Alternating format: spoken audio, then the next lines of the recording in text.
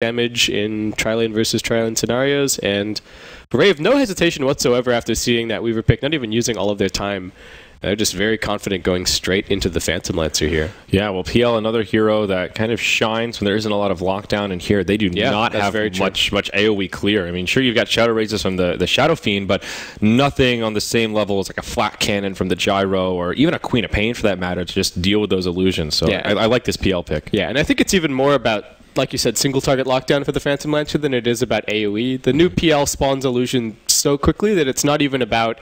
It's more about finding the real PL and then locking him down and killing him than it is about clearing out all of the illusions and dealing with him that way. So, and it's such a problem when you clear some illusions, you find the Phantom Lancer, you drop one disable on him, but then he's immediately able to just get out of the disables, pop the doppelganger, and from that point you're just never going to kill him. So that is going to be really tough for Invasion. It looks like Rave, getting a pretty decent read on this Invasion potential aggressive tri-lane, are just going to come charging down into their jungle at the moment here to make sure that there aren't any wards being placed, that their pull camp isn't being blocked out, and position themselves decently at the start. I'm not a huge fan of the fact that Invasion sent their Clockwork off to go and place a ward at the start here, because it means that they aren't fighting for the Radiant jungle at all, and that does mean that Rave might be able to build up a little bit of an advantage just by sitting there and pulling, and that puts even more pressure on Invasion and makes the tri-lane execution even harder, because you have to make the correct calls about moving in, positioning yourself properly, and kind of fighting for the pull. Fortunately for Invasion, this is a situation where Clockwork's 1v1 matchup isn't going to be too terrible, and I think that's the one thing that they kind of caught Rave off guard with somewhat, that this time around they've actually got a Clockwork against Earthshaker. There we go. That's Chilling touch deployed, and well, one bounding rune will go the way of the Dire, and Clockwork hit the other. So yeah, there you go. Invasion with a decent start at least. Yeah, I wonder if they actually managed to fake Rave out somewhat there, because Rave are probably thinking, okay, we think that they're going for an aggressive tri-lane, so just to confirm that suspicion, let's go bot and let's see if we have anybody coming in to try and block our pull. Oh, we didn't see anybody. Maybe they're just going for standard lanes. Maybe they're not feeling confident after the way that the last game played out. They don't want to go for the gamble. And then they all come roaring out of the, roaring down from the high ground. Oh, just out of range. Oh man, that's unfortunate. This is why you tango the tree and you put it down on the stump. That's there's a reason that those are the people list those as the instructions for getting that D-ward off. You're absolutely right. The Magic Push, one of the more predictable spots. It blocks 2 camps there, and this time it will not be D-warded. So that limits farming area for Rave. As well. Yep, exactly. The first one they burned a little willy-nilly there early on. So minor advantage for Invasion as they get started in the lane, but I do like this Rave draft just a little bit more. I think this mid-game, once the lanes start to break down, will give them just a minor advantage simply because they just have more lockdown. The point you were mentioning about Weaver being good for Rave because Invasion don't have much lockdown, the counterpoint holds true here, where Rave have Hex, Earth Spike, you've got everything the Earthshaker brings out, Witch Doctor Cask. There's a lot of lockdown for this Weaver, and Queen of Pain I think will probably go for an Orchid. This seems like a pretty good Orchid game for me. The Linken's first, Weaver is sort of fallen out of favor, so that's an additional piece of lockdown that may catch the Weaver a bit off guard. Yeah, if this Lion manages to get up to his Blink Dagger in a decent timing, that is going to be very scary for the Weaver. And I do wonder what kind of build we're going to be seeing from the Weaver here. We don't really see a heck of a lot of this hero. We've seen a lot of just Desolator rushes recently. I'm like picturing Burning, and who else has been playing Weaver? It's not been a hell of a lot, but the few that I've seen have almost exclusively been Power Treads, Desolator. Wow, that was actually Ryo's first Earthshaker game in a pro match. Wow, Cast bouncing a little bit here. Oh, Instinct. Taking some harassment. Yeah. Nothing too crazy. Talk about a good debut on a hero in competitive. I mean, that's really impressive. About the best that you can ask for. Well, here you go. It's round 2. Let's see if he can put it together this game as well. Was it beginner's luck? Only time will tell. So you made a great point though about this the Dire safe lane. Clockwork is farming very nicely, and conversely, Earthshaker will get a lot of early XP, but Clockwork will have a his power curve comes on a little earlier. Once he gets level 6, he can really have a big impact. The Earthshaker, he'll need to farm a little bit more until he can get that Arcane Blink type duo before he really starts getting scary. So I feel like there is some pressure on this Clockwork to make some plays happen once he finds level 6, level 7, somewhere around there. But there's always that opportunity cost of once he starts roaming about, Ryo will be able to basically free farm. This is so cheeky from Shaitan. He knows that outside, once they're outside of the creep wave, Ryo can do absolutely nothing. So just gonna sit right there. I don't even know if he's gonna miss any creeps here underneath the tower. It looks like one is gonna end up falling, but making life very difficult for the Earthshaker. The one thing that the Invasion tri-lane does need to be a little bit afraid of, I think, is this Queen of Pain. Chrissy's doing extremely well on this mid lane, 18 and 12 against the 13 and 2 Shadow Fiends, so that's looking good for him. And he might be able to go down and win the tri-lane a little bit later on as well for Rave, or at least turn things around.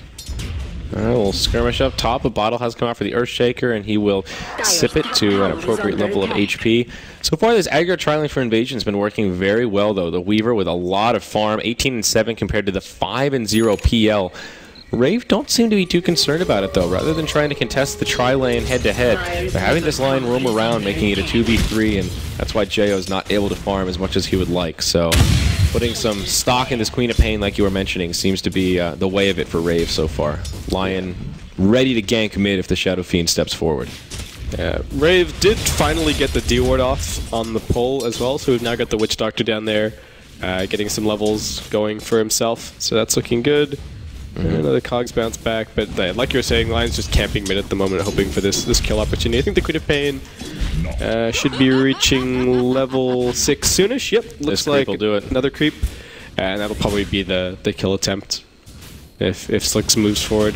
Yeah. Bottom lane should be calling out the fact that both of the supports are missing, though, and as a result, he should play this fairly safe, but still be in trouble. Ninja Boogie comes in, Queen of Pain blinks forward. There's the scream. Sonic Wave will be deployed. First blood drawn by Chrissy, and the victim will be Slicks. Extinct will TP in, but gets hexed straight away. Chrissy will have a blink in about 5 seconds. Oh, he's got a regen as well. Extinct could be in some trouble here. It gets pinged out by Ninja Boogie. Does he have the mana for it?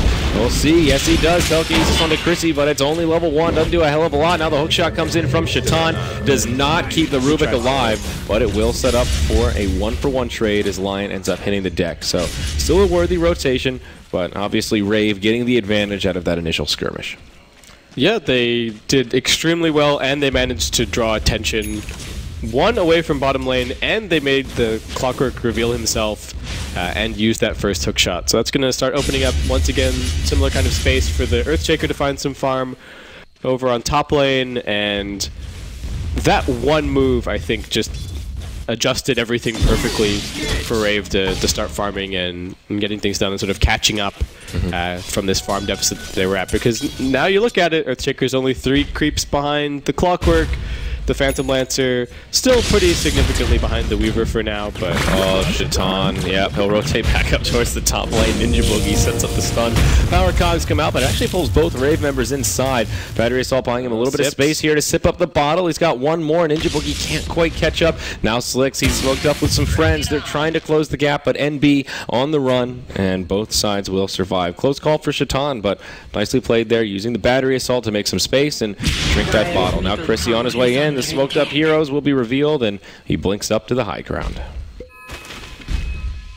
Okay, so at the moment it's just a 1v1 down bottom lane between the PL and the Weaver, so the PL is definitely going to start picking up a little bit of farm here. He doesn't have any regen left, but that might be being delivered by... yeah, it looks like it is going to get delivered here by the Witch Doctor as he comes in, and that's going to be the Phantom Lancer's bottle. So nice little pickup for him there. And top lane, action breaking out. Extinct getting jumped. Totem comes in. A few more auto attacks to finish him. Lion gets that kill. Chilling Touch comes out now as Invasion looks for the turnaround. Oh, hook shot. I heard it somewhere. And looks like Ryo will be okay. Uh-oh, I take that back. Slicks waiting. And on the low ground, we'll pick up the kill on the Earthshaker. But now Chrissy has a Sonic Wave, turns on the Slick, doesn't quite have the damage for the kill. A few more auto attacks will be all he needs. Chrissy will find the kill, trying to blink away a lot of stick charges. He'll be just fine. Ray fairly happy with that exchange for sure, as the Queen of Pain pulling way ahead in net worth after finding that solo pickup. 2 Sonic Waves and 2 kills on the Shadow Fiend. Yeah, Chrissy's getting off to a great start here, and Jo now starting to pick up the pace down bottom.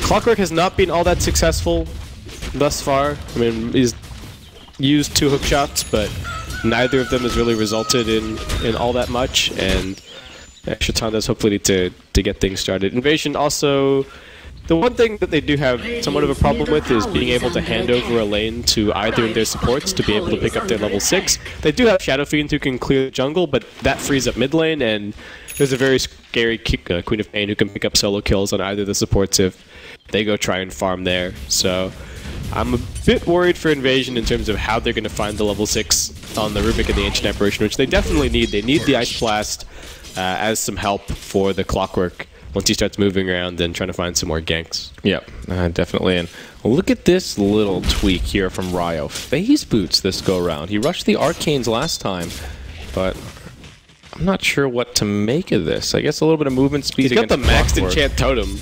So is this like a crit shaker coming out here? This is completely different. Whoa, Echo! Oh, mama, that's a dead Weaver. Okay, now I see the utility of those phase boots. He was not ready for that one. Slick's in a lot of trouble. Chrissy will have to back out as TP rotations are on the way, but man, that bug got swatted. Yeah, that was not very pleasant. Shaitan keeps TPing in here, but Chrissy's got the blink off cooldown. They need to be very careful. Okay, there's the blink used. Can he land this hook? Pump fakes it. Very nice, but the line's right down the low ground. Chrissy will eat some stick charges, comes back up. Shaitan will go down before the quad falls, so still find some experience out of it, but extends that spree, which Slicks will end for a pretty penny. Now Ninja Boogie on the run, will go down, throws a stun out onto the Weaver under the tower, but time lapse will cure his woes as he hops back to full HP. So nice little trade there for Invasion, double kill for Slicks, and some much needed momentum going his way as they slow down that Queen of Pain. Yeah, the one thing I will say is that I think that was a slightly awkward blink angle for the Queen of Pain going back towards the mid lane, because even if you blink towards, maybe blink towards the rune or blink a little bit further into the jungle, even if the Clockwork finds you, it takes at least one more hero for him to actually be able to get that kill. So I think a little bit of panic from Chrissy, but Invasion definitely going to be quite happy to pick up those kills. Not without the trade, however, as we do have JO's Phantom Lancer just farming away on bottom lane and has pretty much already caught up to the Weaver as well. This seems to be a recurring theme now across the first game and a little bit we've seen here in Game 2, where Invasion's movements around the map have certainly not been bad, but Rave seem to always make sure there's someone farming one of the side lanes. And I think they're being more efficient. Yes, that's exactly the articulate way to say it. But it's been impressive, and it seems like Invasion are just always trying to play catch-up, where if they rotate bottom, then the Earthshaker gets the free farm, and vice versa with the PL farming. So things looking a little bit more spread here in general, and now Slicks gets himself the mechanism. And the Dire supports are really struggling. They haven't been able to make it out on the map to go and place any wards just yet, so the vision advantage is definitely Rave's. And they're looking a little bit better on levels now. They've got the level 6 up on the Rubik, and they have managed to pass the mid lane over to Boons at this stage so that he can pick up that Ice Blast. So I feel like they are adjusting well. Alpha Ninja, the big culprit here, going phase boots Earthshaker. He's picked it up 6 out of the 15 times that these boots have been built in Pro Dota. Interesting little stat there. Yeah, yeah, actually, that's very overwhelming for Alpha Ninja up there. But oh well, different players, different preference. That's just how Dota works. Yeah. Everybody has their unique item build. A much different region of the world, but sort of a similar play style in terms of Dota. Yeah, SEA and CIS, both known for their crazy aggression at times. So interesting how that kind of works out. But all right, so Queen of Pain has had a fantastic start to this game. She's getting very close to finishing up her Orchid, which is ridiculously scary for this Weaver. at the moment because while he's got some net worth, he doesn't really have all that many items to show for it. He's just building up little bits and pieces here and there. It looks like drums are on drum the way about to be picked up. So I don't think he can go Lincolns after this. Drum, I think, is an okay stop off for just some extra HP, but he'll have to build into damage, and that's where this Orchid is just potentially crippling. I feel like Invasion didn't get as much value as they were hoping for out of the aggressive tri-lane, because that's what they really looked like they were picking specifically for. They were saying, okay, we're going to pick the Weaver AA combo, we're going to crush the tri-lane, we know that our Clockwork is going to win the safe lane, and it should be an even mid lane, and so in theory they're winning 2 out of the 3 lanes and they're getting a great start in the early game, but Rave managed to break things down so quickly and cut right back into the game off of that one move mid. Yeah, exactly. Was really, really nicely played. The PL was getting zoned out so well, but all of that zoning they did just didn't go to waste, but was quickly recovered by PL with just a couple minutes of farm. So could see a fight break out in the mid as Rays start to rotate down. Taking a look at the vision, it is nighttime, and Invasion do not see them coming. Rocket Flare will just move into the mid lane, so they don't quite Echo slam that stack. It's like, no, Shadow Fiend, you're not going to get this. Was it a double stack, or was it bigger? I didn't see, but it was at least... I mean, he's very close to his blink, so of all the times to do something like that, I think this would be the time to do it. He's, what now, 200 gold away? Yep, like that? Pretty much. Yeah, very nice. Okay, so things looking good there. Clockwork still. Whoa! Sonic Wave down bottom, shuts down the Clockwork, and Chrissy will probably shatter here. Yep, from downtown. Boons will get the recovery kill. That was such a nice Ice Blast, actually. Yeah, it really was. I mean, he must have thrown that as the fight was starting closer towards the tier 2, and just like, yeah, okay, Queen of Pain's gonna have the blink at some stage, and I'm gonna have to. Did the Quap have a TP scroll? Yeah, she could have just blinked into the tree line to TP out there. So that was a really nice Ice Blast. Really reading the movements there of where Quap wanted to go. Okay, so that turned out to be a great trade, especially since they have that stolen Sonic Wave now as well. And Brother Rubik just needs to pick up some mana to be able to go and use that. And I was just about to say that I feel like Shatan hasn't been able to get that much done thus far, but... sets up for a 1-for-1 trade down bottom lane there, so that's at least decent, but not the fastest start for this Clockwork. He's a little bit down on levels, and I feel like they were hoping to get more out of him from forcing that 1v1 against the Earthshaker, but it hasn't quite worked out that way. 100% agreed, and even though in the initial laning stage the Clockwork was out-farming the Earthshaker, the impact from the ES has just been so much bigger so far. And here we go, hook shot into the tree line, right on a Ninja Boogie, gets off an Earth Spike, but doesn't quite hit the Weaver. He'll be the first casualty of this fight. And now the rest of the Radiant side will be kind of on the back foot here. Cast trying to make it back, but again, brought down, and even without the Ice Blast, still able to find the kill. Slicks gets credit for that one. Alright, so Invasion finding some pace here, getting things going. This is more of what they were looking for, definitely, from the Clockwork, moving around, finding the solo pickoffs on the Lion and the Witch Doctor. So just going to end up being tier 1 for tier 1 trade with a couple of supports tacked on top.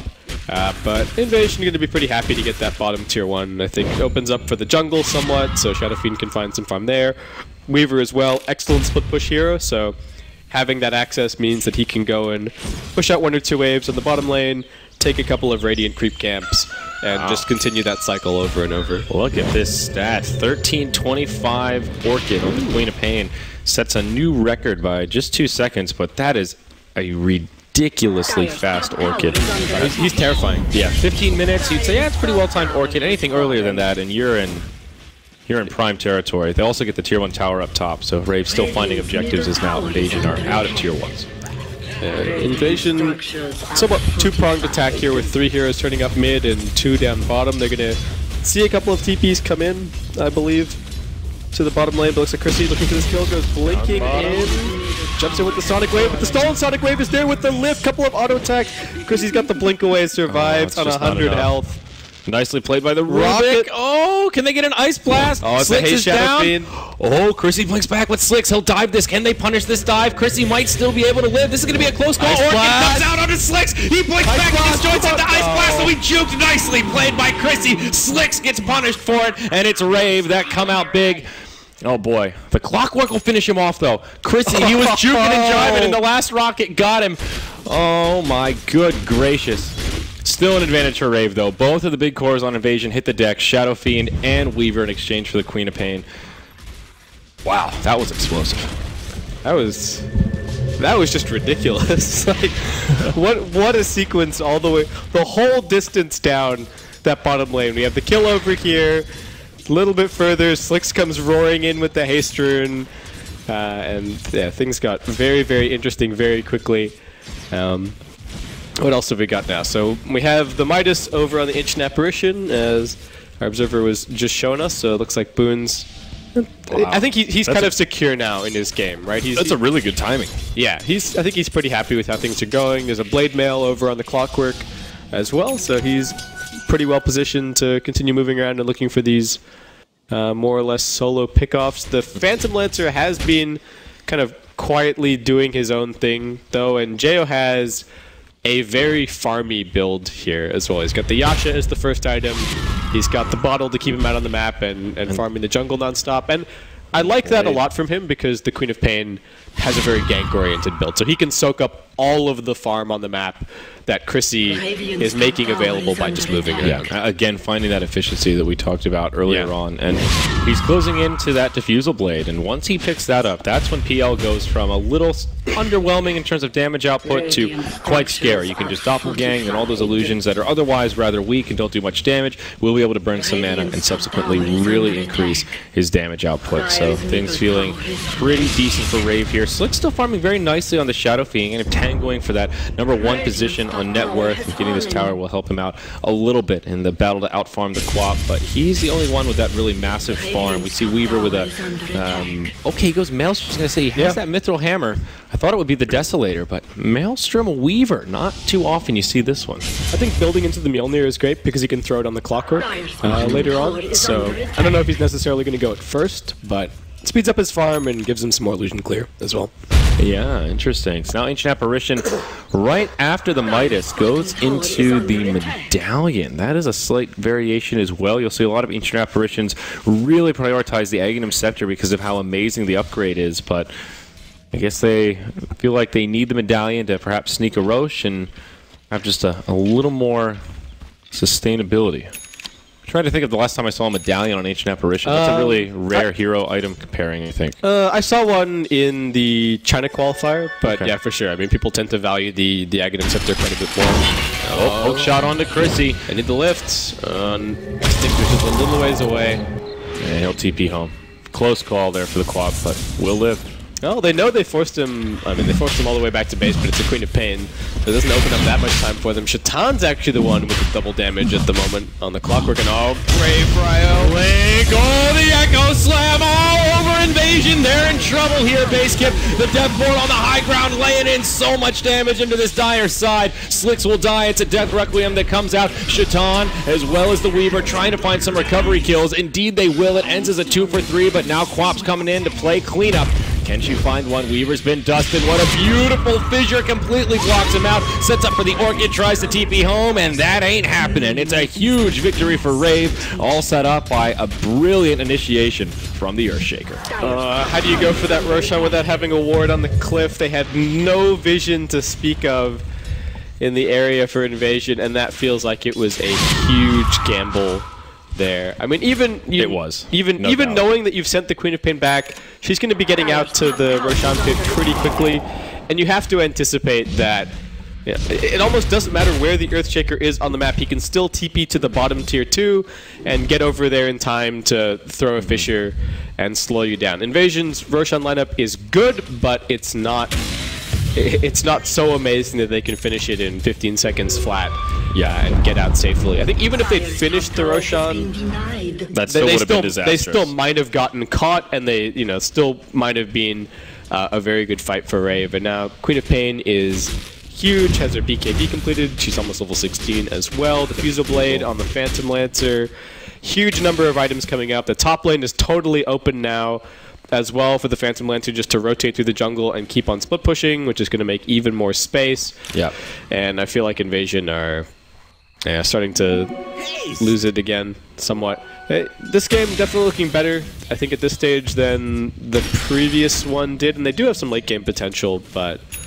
Heard a hook shot. That'll be off the mark there as the Force Staff comes out for Clockwork. And Force Staff on the Earthshaker. Ryo going for a pretty similar build to what he did last game, aside from that boot variation. Weaver, you need to be a little bit careful here. He'll pop forward. Fissure breaks things up a little bit. Ninja Boogie will dust him. It does connect. Shaitan comes in with his Force Staff. MB will just hit him with a stun. Now the cast just bouncing around all these heroes. And will buy Rave the time they need to back out. TP home, and he'll survive. Well, that cast turned out to be a massive nuisance. Chrissy as well, 50% health. More than that. It's almost 2/3 bout of damage on that tier 3. That's pretty nice for 23 minutes in.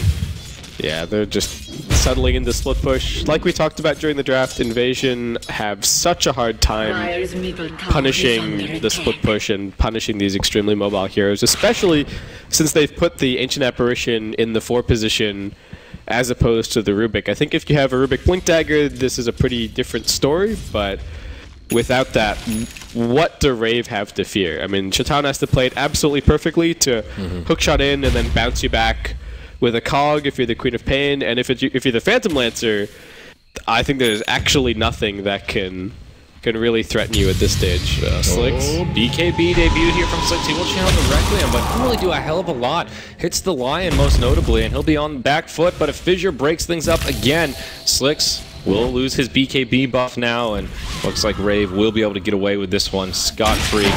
All heroes still alive, or will they? Hook shot onto Cast from close range. He's going down here, but all things considered, not the highest value kill there. That was a super panic death ward. It's like, I'm in cogs with the Clockwork, with battery assault. With battery assault. Let's get a fraction of a second of a death ward off. Extinct was dewarding with not a whole lot of backup. Oh my, he's definitely going down. Jo with plenty of damage from the defusal, and we'll take a little bit of extra mana from the Ancient Apparition. Here we go, the rest of the fight will follow up. Chrissy does have an ultimate here. Orchid comes out onto Slicks. Sonic Wave, he's going to hold it for now. And Slicks will just take the finger from the Demon Witch instead. You know, I feel like this Earthshaker has just been on point from Ryo. Both games. Not only from the laning stage, the initiation from that Echo Slam, but his fissures have just been incredible. Every single one, yeah. So many just key moment block-offs right on the edge of it, stopping them from getting that escape path. He's done so much for his team to set up these kills. And I mean, even on BKB heroes, that most recent one that we saw on the mid lane, the Shadow Fiend and one other, both looking for the kill on the Lion. Lion isn't even the most high-value target, but still puts down the Fissure, uses his Force Staff extremely well, and he's been making so many plays for his team thus far. And I want to emphasize again that he was put in an unfavorable laning matchup right from the word go. I think Invasion were feeling like, okay, look, this time around we've got better solutions to the Clockwork, and we should be able to deal with him, but, well, Ryo is definitely proving them wrong at the moment. Weaver looking towards probably a BKB, yeah, with that Ogre Club, but I don't know if that's going to be enough to really regain a lot of momentum here. If we can take a look at the net worth chart, I'm sure Rave have a pretty solid lead, and yeah, upwards of about 6K in terms of net worth, and even more in the way of experience, almost reaching that 5-figure mark. It's scary, and the Shadow Fiend has started to fall behind a little bit overall, and Limmer Cape. Oh man, it's actually really good this game as well. So not too shocked to see the same build coming out of the Earthshaker, who has now actually eclipsed 2 out of the 3 cores on Invasion in terms of overall farm. Other big thing for me is that Invasion have really struggled to maintain vision right now. There isn't even, I don't think there's even a gem picked up for the Radiant side. They've just been placing down sentry wards non-stop and have pretty much managed to counter every single one of Invasion's wards. They probably have some in inventory somewhere though. Yeah, looks like Extinct sitting on a couple of observers, so they just haven't really found or at least from his perspective, hasn't found a good opportunity to go out on the map and get those placed. And again, Chrissy doing some split pushing here and continuing to put pressure on the base. Will force Slicks to TP back. Ice Blast, just half a second too late, and Chrissy will be just fine. All right, things still looking pretty good for Rave here as they continue to farm around the map. PL picked up the Manta style, very core item on PL. Lets him have a lot more burst damage and spawn illusions much more easily. Another beautiful echo set up from Ryo, a fissure to block the escape path. Finger comes out from Ninja Boogie, a fast 3-for-0 as Rave just cut him down and now take their stacked Ancients. It's a double whammy here in favor of Rave. This is getting a bit out of control here, Kip. Yeah, it's not looking very pleasant for Invasion at this stage. The Weaver is not able to keep up on farm at all, even with the Maelstrom build-up. The Queen of Pain is having the time of her life. Nice Ice Blast comes flying in, and buyback out of the Clockwork. John wants them out of the Roshan pit. They'll right repel now. the Roche, actually. Yes. I would say that that's a worth it buyback. They won't find any kills out of it, of course, but Rave respecting the power of the hook shot in that kind of a situation. Yeah. The 2-2 still stands bottom lane, so Invasion did have the opportunity to get people in there. True. And try and fight for the pit. Slicks is going to end up going for a blink. He needs another right-clicking item, but I also feel like he needs to build up a Hex at some stage. They need to cover their weakness on single target lockdown somehow. If he picks up, if they somehow stay in this game long enough for Slicks to be able to buy some kind of a right-clicking item like a Scotty or a Butterfly, say, and then manages to go for a Hex afterwards, then I feel like they're in an all-right position. But Why did he use the Shivas there? Kind of odd. Yeah, they'll probably move hotkeys around a little bit. Okay, because now they're about to find the Roche, but whoa, what a Sonic Wave! Connects on all four, but Roche very low. Can they snatch the last hit? No, goes to the Dire. Slicks is the one to grab the Aegis. Shaitan, very low. Ice Blast connects onto Chrissy, but Slicks still healthy for now. 2-for-0, back and forth. Weaver, I don't think he's going to survive this one. Nope, Finger of Death is there, and it will be a 3-for-0. So even though Invasion do get the Roche and walk away with the Aegis, it comes at a big cost. Yeah, no. Rubik not managing to get anything off in that fight, just getting blown up right from the word go. Weaver manages to use the time-lapse, but still just does not matter. There is so much lockdown on Rave. And, yeah. 4-1-11, 4-1-10 this game.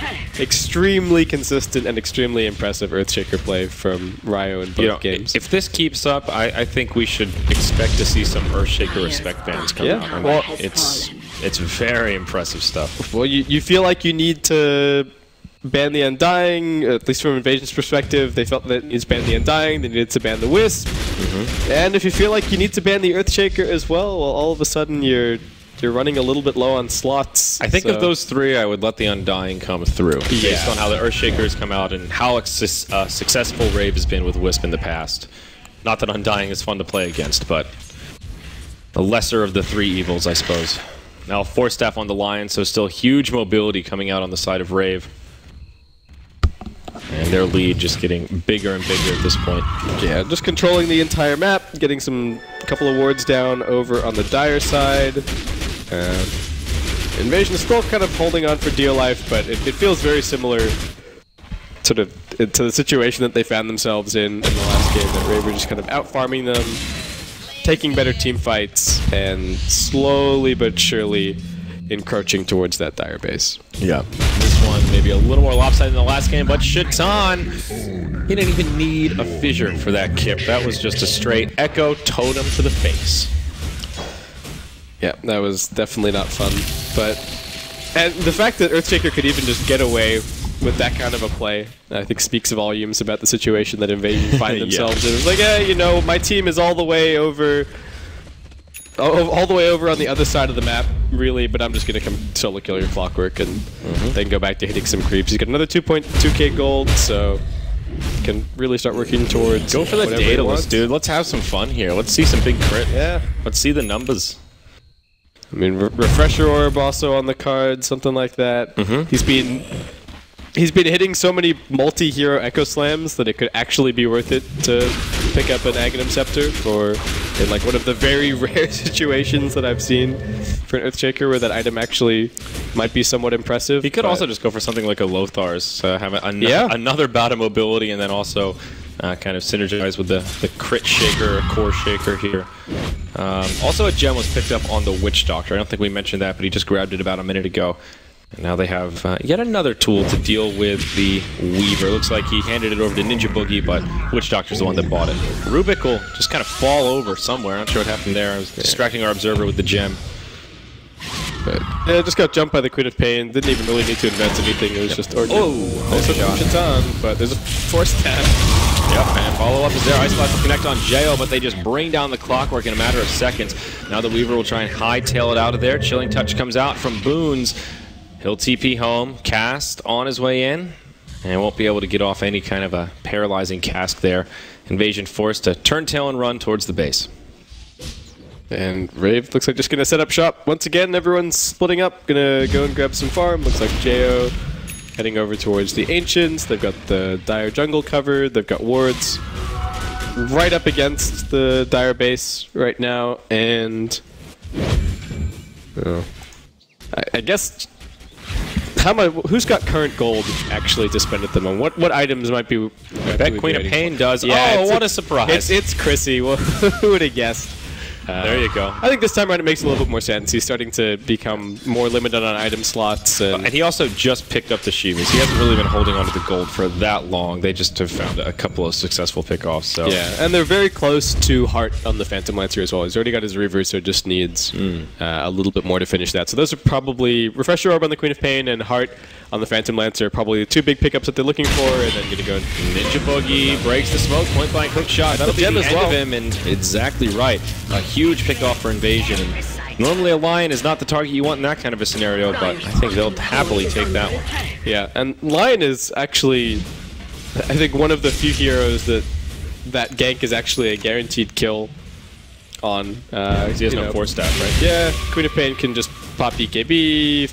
Oh, he does have a force He does have a stat. force stat, but he got lifted and he's got relatively low health, so that was not good. But now Invasion are going to be able to use that gem and reclaim a bit of map control over on their side somewhat. Still getting some farm. I still think that the Shadow Fiend, if he gets that damage item plus Hex potentially, is going to start being pretty scary, but... Aghanims. Okay. Oh, she didn't even have the Ags yet. I was talking about Refresher with that Aghanims completed. Okay, that's on me. So, okay, so there's the Ags up for the Queen of Pain. Chrissy is in the danger zone here, in extraordinarily deep. Will try to BKB to make it out, and that will be enough for him to live. The rest of the team on their way in. Looks like the PL is ready to fight and eager to do so. Oh, that was so slick. He actually orchided the Rubik before she got lifted. If she doesn't make that specific play, Chrissy dies 100%. Yeah, because the Sonic Wave. Yeah, the lift duration. Or no, he didn't even Sonic Wave. No, he just dies in the lift duration. Oh, so he specifically has to orchid the Rubik, otherwise he just dies. Right. So that was really heads up play from him.